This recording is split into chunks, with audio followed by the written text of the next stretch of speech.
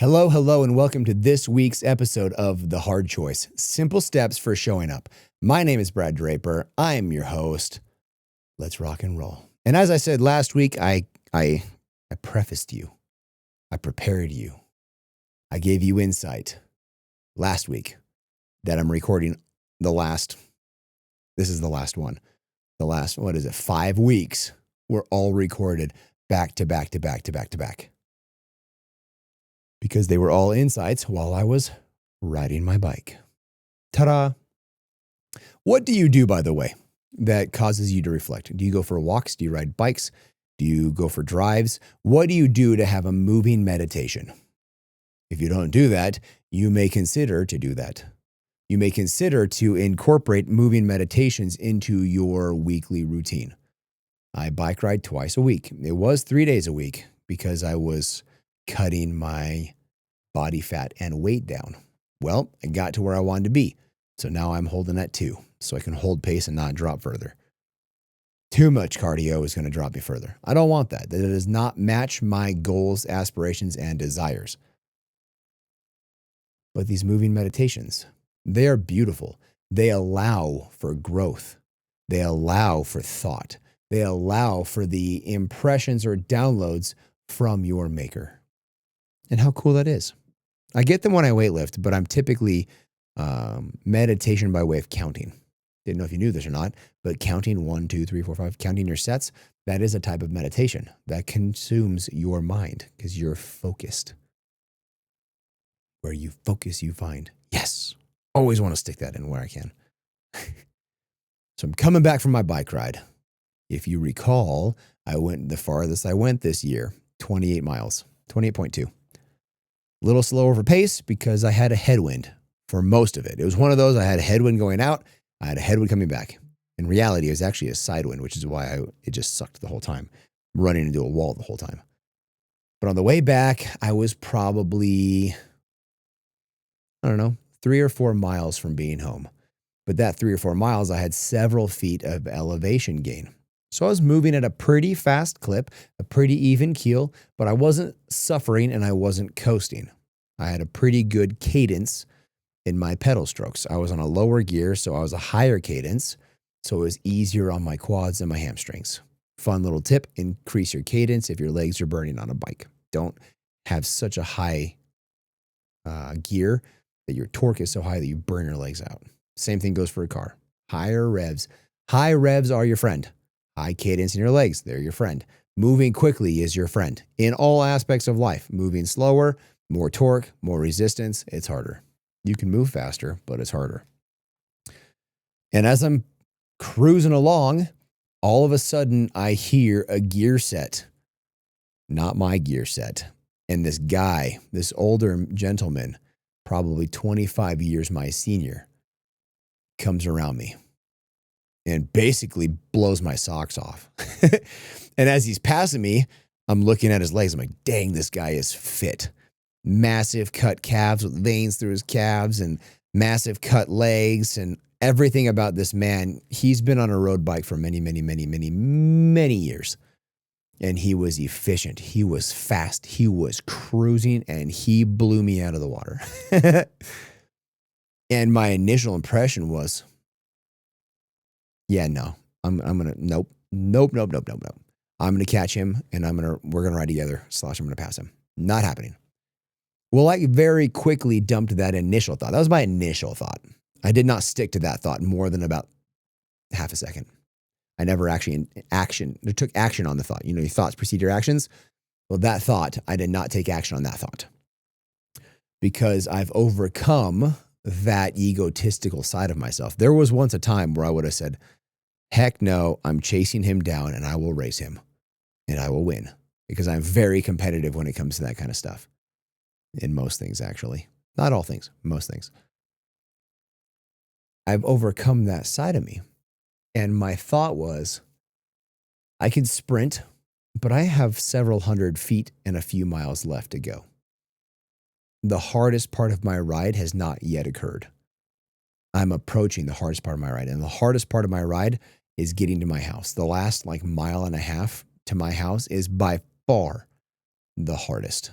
That is where I'm gassed out already, and it's the biggest, steepest, longest hills of the ride. It's fun coming down. I blast down from my house. It's a blast to come down, and I go really fast. It's awesome. But going up, that sucks. But I do it nonetheless. There's been days like this morning, I did not want to go out riding this morning. And it's whenever I don't want to, I don't want to climb that hill. It's fun to go down, but it sucks coming up. Anyways, this thought came in my mind. This man, this gentleman that is now like half a mile ahead of me.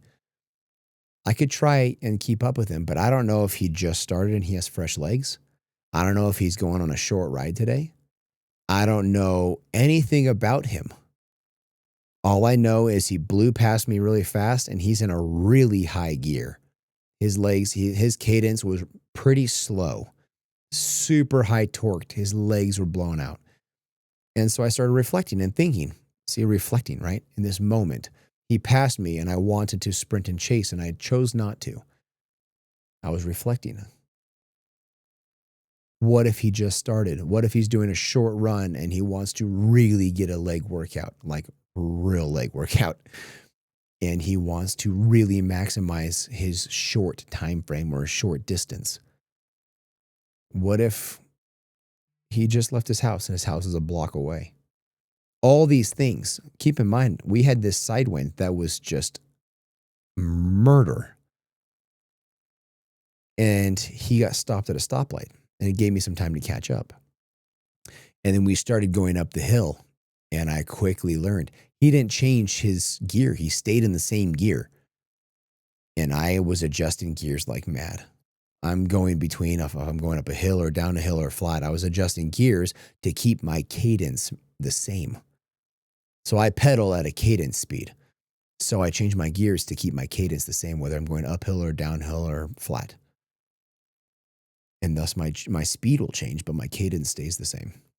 And it causes me to be more efficient and have the same energetic expenditure. That's why I'm doing it. It's a lot in the science and physics of sports, especially endurance sports. And I quickly learned I caught him on the hill. In fact, I could have passed him, but I knew we were coming up to the brim of the hill and going down, and I thought he was going to book it down the hill. I caught him on the rise, and I thought, oh man, you're fast on the flats, but you suck on the hills. I dominate in the hills. This is something I actually know. I thrive in the hills. I thrive on the steep climbs. That's where I'm best. I'm not the fastest on flats. I can be really fast, but I'm not as fast as others on the flats, and I'm not as fast as others on the downhill. In fact, I'm actually a lot faster than most people on the downhill because I weigh so much compared to other riders. I outweigh most riders by 20, 30, 40 pounds. In some cases, 60 pounds. In a lot of cases in races, 50 or 60 pounds. But because of that, I can go faster. That's beside the point. I crush people on the uphill, on the rise, on the fight. Because I am comfortable in the discomfort. I'm comfortable in the pain of climbing because I've done it so much. That's where I train the most, is in the climb. So I learned quickly that I'm catching him / would have passed him, and I just kind of rode his tire and I drafted off of him. Why use more energy than necessary? If you go back to making things easier and greasing the skids, that's what I was doing. I was drafting him. And I sat behind him and let him break the wind. And then we went down the hill and I drafted him. And then we went up the next hill. And he realized I was there at this point, and he did not want me on his tail. He wanted to show me who was boss, basically. And he shot up the hill. But this time I was checking out his bike because he had a really pretty burnt orange paint color, really pretty carbon bike. And I looked down and I realized this man has an e-bike. This man is electrified. He has a motor in his bike, which I have a motor in my mountain bike. I'm not knocking motor bikes. I'm not knocking e-bikes at all. They're actually fantastic. My next bike will be an e-bike, guaranteed. There is benefit to e-bikes. There are so many pros to the e-bikes. There's not very many cons, actually. They're pretty much just pros. And if you want to really suffer, well, then turn the motor off and you have a little heavier bike. Or in my mountain bike's case, a lot heavier bike. And you can really suffer. In my opinion, e-bikes win. The end of story. But this man has an e-bike, which is why he wasn't changing his gear. He was changing the power of the motor. And that's why he was so fast. In the first climb, he wasn't changing the motor power because he wanted to work out. In the second hill, when I was there, he clicked up the power and he shot off like a rocket. And this is the lesson that I want to teach. Run your own race. Run your own ride. Stop comparing yourself to other people's stories, other people's rides, other people's races. Stop comparing yourself to their pace. Stop looking at other people on social media, especially because most of that's fake as all get out. That's all clickbait and highlight reels. But stop looking at other people and saying, why can they go this fast? Why can't I? You don't know how long they've been in business. You don't know how long they've been doing this. They could have just started, have more energy, or have more resources. They have mentors that you don't have. They have connections you don't have. They have means you don't have. They have so many things you don't have. Run your own race at your best pace. And your best pace is not always your fastest. Keep in mind, I said I keep my cadence the same no matter what. Therefore, when I'm going up hills, I have a lower gear, same cadence. My speed slows down. Don't try and hold a speed, hold a cadence, because that's most efficient. Run your race, because you never know. They may be electrified. They may have an added advantage. In this specific situation of me being on a bike, this man had the added advantage of his body, his power, plus a motor to have a multiplier. The motor that he has, it's a TQ motor. I'm not sure what the multiplier is, but it's probably between 50 and 150% of his power. On my e-bike, full power, I have a 400% increase. So what I put in, if I put in like 100 watts, the tire on the bike sees 400 watts. In this guy's case, he's probably pedaling about 150 to 200 watts. Most riding, you're in that world, between 100 and 200 watts. He could easily have 300 to 400 watts of power to the tire, whereas I don't have that. Does that mean he's better than me or I'm better than him? No. It just means he's going to cover more ground with the same effort that I have. We both physically put in 200 watts, but he's going to cover more ground because he has added advantage built in. You don't know the added advantage that other people have. So why are you trying to keep up with them? This is a double-edged sword, right? Because you can take this in the people you're around, be around other people so you can increase your pace. But that's also to say, don't make the room so high that the leap is so high that it's just going to tear you down. You need to incrementally increase yourself with people around you, but not run their race. I've got friends that I'm in the room with them, and these guys are worth a lot. Our most recent connection that we are communicating heavily with, doing business with, and in a partnership with, we're actually doing all the contracts now to be in partnership with him. He's an 11-figure human. If I tried to run his race, I would get overrun quickly. But I can run my race with him, right? We can partner up. And I run my race. He run his race, and we do it together. Not me competing with him, but be elevated by him. He's a 150-degree human in this space, and I'm an 80-degree human in this space. Being in his presence and his proximity will raise me, not to 150, but to 100, 110, 115, 120. How cool that is. Run your own race. You never know if they're electrified. This idea is so important to keep you efficient, to keep you from being burned out, to keep you from being disappointed, to keep the energy high, to stay resourceful and stay in a state to which you can continually go for long periods of time. As I've previously said, I don't know if it's last episode, this episode, they're all blurring together because I recorded 5 back to back to back to back to back.